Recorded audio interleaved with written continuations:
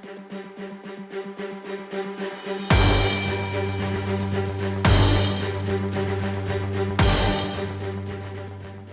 speaking, and welcome to this video.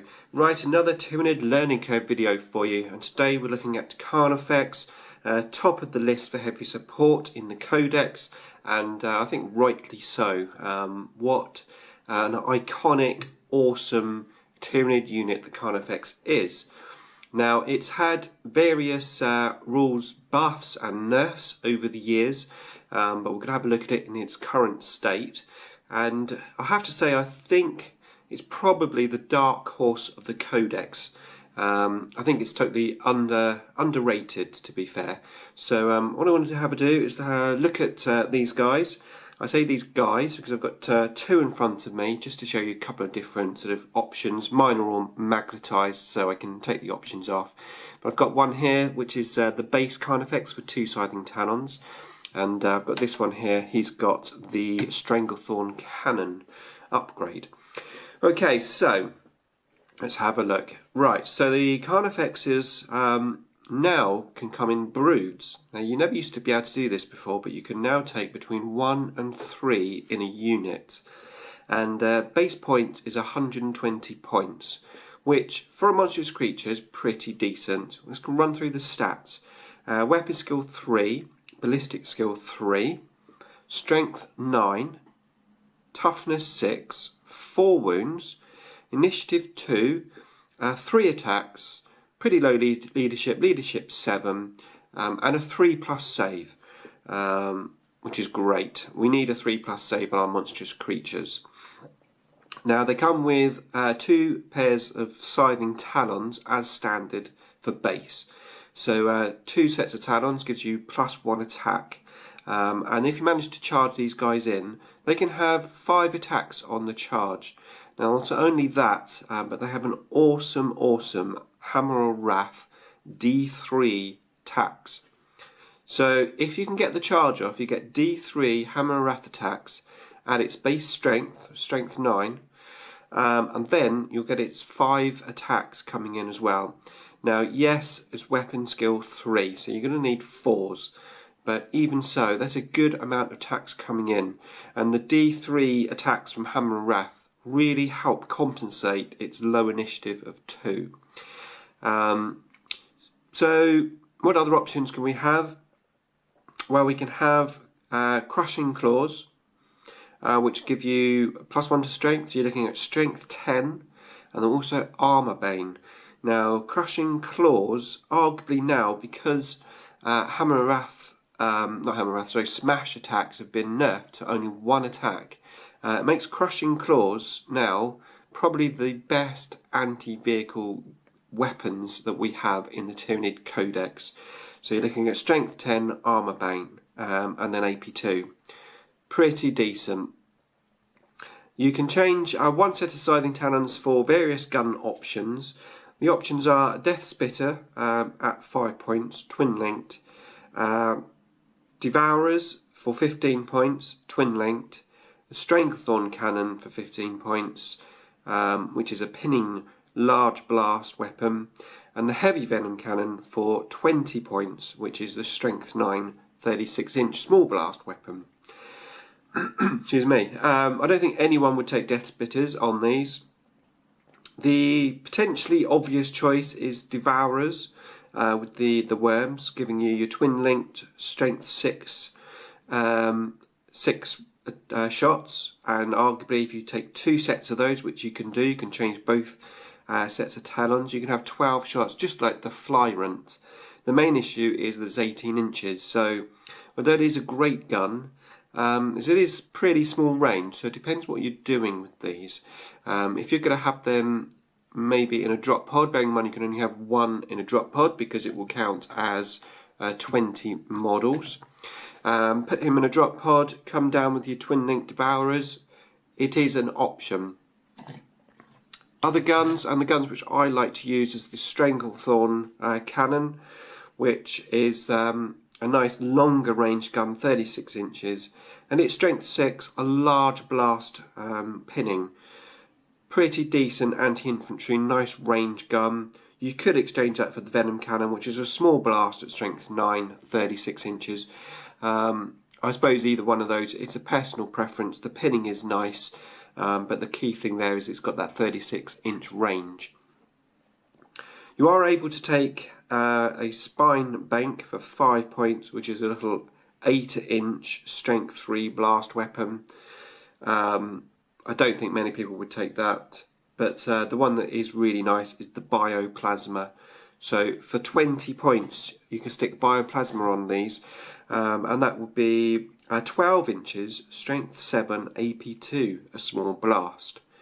Now I'm running through all these stats. We're going to have a look at the different ways that we can use these options, but if you could imagine you're taking the cheapest Carnifex, just one of these guys, and you're putting it in a pod, when it comes down it obviously has no shooting attacks. So taking that Bioplasma could be really nice. At least when you come in you've got that strength 7 blast, and then from then on, assuming you survive a round of shooting, you're going to be able to obviously assault anything that's quite close to you.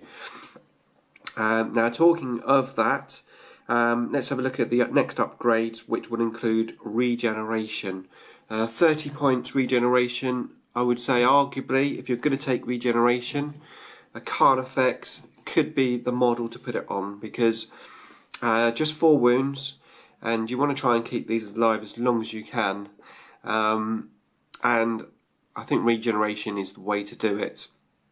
Of course, if you're taking a brood of these, you're going to be doing the little brood dance, so you'll be having that one at the front. It will take maybe a couple of wounds in the shooting phase, and then as you move forward you can just swap them out like this, and then the other ones at full strength is going to be at full wounds, is going to be at the front of the pack, and then you can just allocate the wounds, because it's far better to have 2 wounded creatures than have 1 dead and only have 1 creature left, because effectively, even though they've got wounds, they're at full strength.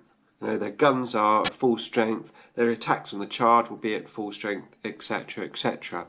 So don't forget to do your little dance if you're taking them in a brood.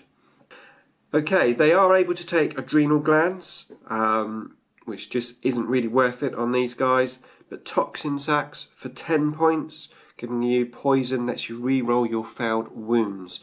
10 points is minuscule really, and I would say that is probably a good option to have on these, because you're going to be assaulting them.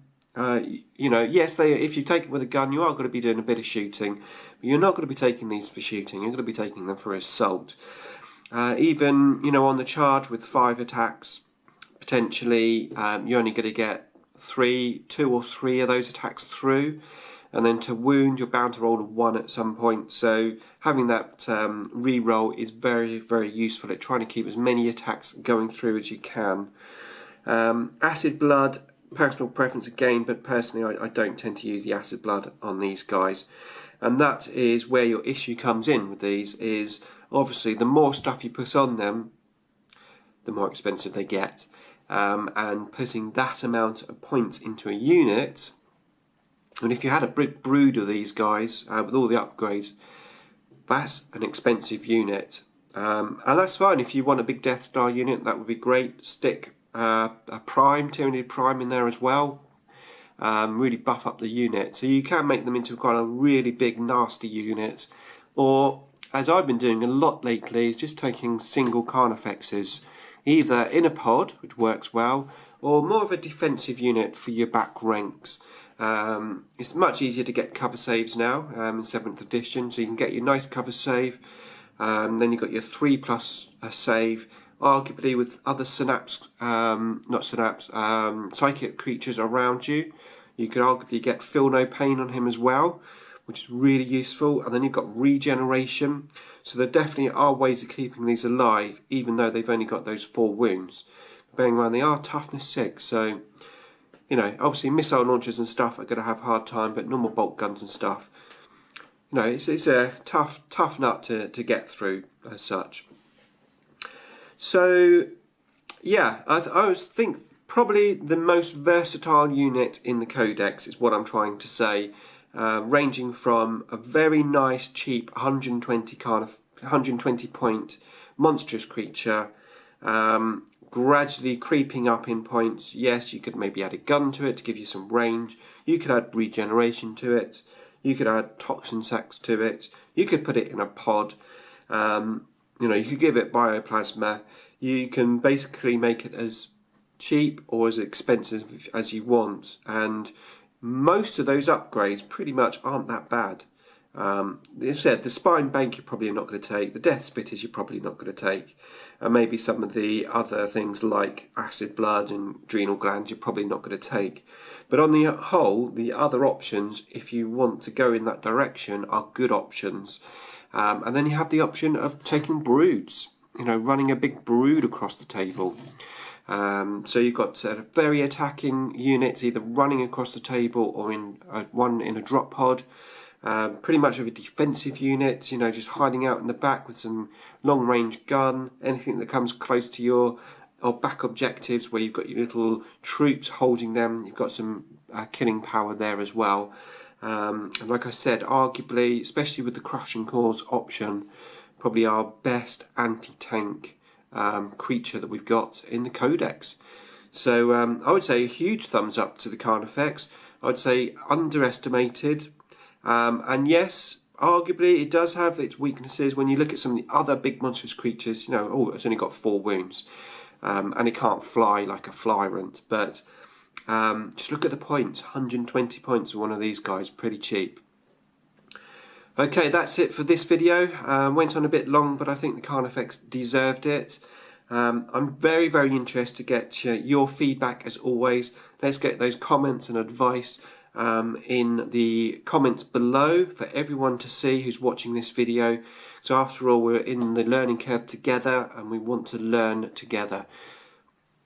Okay, that's it for this video. Thanks for watching.